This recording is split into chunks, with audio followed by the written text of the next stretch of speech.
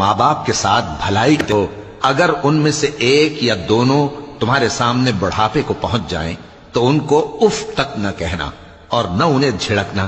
اور ان سے بات ادب کے ساتھ کرنا، اور عجز و نیاز سے ان کے آگے جھکے رہو اور ان کے حق میں دعا کرو کہ اے پروردگار، جیسا انہوں نے مجھے بچپن میں شفقت سے پرورش کیا ہے تو بھی ان کے حال پر رحمت فرما، جو کچھ تمہارے دلوں میں ہے تمہارا پروردگار اس سے بخوبی واقف ہے۔ اگر تم نیک ہوگے تو وہ رجوع لانے والوں کو بخش دینے والا ہے،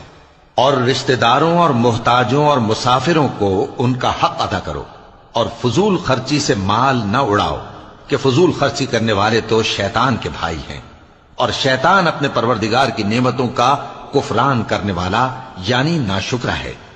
اور اگر تم اپنے پروردگار کی رحمت یعنی فراخ دستی کے انتظار میں جس کی تمہیں امید ہو ان مستحقین کی طرف توجہ نہ کر سکو تو ان سے نرمی سے بات کہہ دیا کرو، اور اپنے ہاتھ کو نہ تو گردن سے بندھا ہوا یعنی بہت تنگ کر لو کہ کسی کو کچھ دو ہی نہیں، اور نہ بالکل کھول ہی دو کہ سبھی کچھ دے ڈالو، اور انجام یہ ہو کہ ملامت زدہ اور حسرت زدہ ہو کر بیٹھ جاؤ۔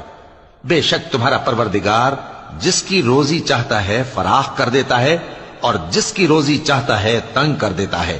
وہ اپنے بندوں سے خبردار ہے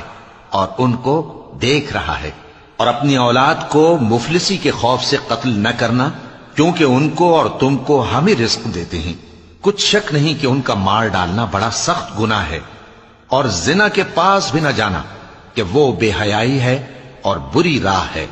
اور جس جاندار کا مارنا اللہ نے حرام کیا ہے اسے قتل نہ کرنا مگر جائز طور پر یعنی بفتوائے شریعت۔ اور جو شخص ظلم سے قتل کیا جائے ہم نے اس کے وارث کو اختیار دیا ہے کہ ظالم قاتل سے بدلہ لے، تو اس کو چاہیے کہ قتل کے قصاص میں زیادتی نہ کرے کہ وہ منصور و فتح یاب ہے۔ اور یتیم کے مال کے پاس بھی نہ پھٹکنا مگر ایسے طریق سے کہ بہت بہتر ہو، یہاں تک کہ وہ جوانی کو پہنچ جائے، اور عہد کو پورا کرو کہ عہد کے بارے میں ضرور پرسش ہوگی۔ اور جب کوئی چیز ناپ کر دینے لگو تو پیمانہ پورا بھرا کرو، اور جب تول کر دو تو ترازو سیدھی رکھ کر تولا کرو، یہ بہت اچھی بات اور انجام کے لحاظ سے بھی بہت بہتر ہے۔ اور اے بندے، جس چیز کا تجھے علم نہیں اس کے پیچھے نہ پڑ کہ کان اور آنکھ اور دل ان سب اعضاء کے بارے میں ضرور باز پرس ہوگی۔ اور زمین پر اکڑ کر اور تن کر مت چل کہ تو زمین کو پھاڑ تو نہیں ڈالے گا اور نہ لمبا ہو کر پہاڑوں کی چوٹی تک پہنچ جائے گا۔ ان سب عادتوں کی برائی تیرے پروردگار کے نزدیک بہت ناپسند ہے۔ اے پیغمبر، یہ ان ہدایتوں میں سے ہیں جو اللہ نے حکمت کی باتیں تمہاری طرف وحی کی ہیں، اور اللہ کے ساتھ کوئی اور معبود نہ بنانا کہ ایسا کرنے سے ملامت زدہ اور راندہ درگاہ بنا کر جہنم میں ڈال دیے جاؤ گے۔ مشرکو، کیا تمہارے پروردگار نے تم کو تو لڑکے دیے اور اپنے لیے فرشتوں کو بیٹیاں بنایا؟ کچھ شک نہیں کہ یہ تم بڑی نامعقول بات کہتے ہو، اور ہم نے اس قرآن میں طرح طرح کی باتیں بیان کی ہیں تاکہ لوگ نصیحت حاصل کریں، مگر وہ اس سے اور بدک جاتی ہیں۔ کہہ دو کہ اگر اللہ کے ساتھ اور معبود ہوتے جیسا کہ یہ کہتے ہیں تو وہ ضرور عرش والے کی طرف لڑنے بھیڑنے کے لیے رستہ نکالتے۔ وہ پاک ہے، اور جو کچھ یہ بکواس کرتے ہیں اس سے اس کا رتبہ بہت عالی ہے۔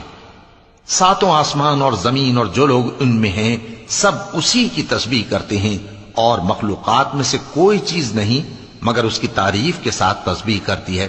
لیکن تم ان کی تسبیح کو نہیں سمجھتے۔ بے شک وہ بردبار ہے، غفار ہے۔ اور اے نبی،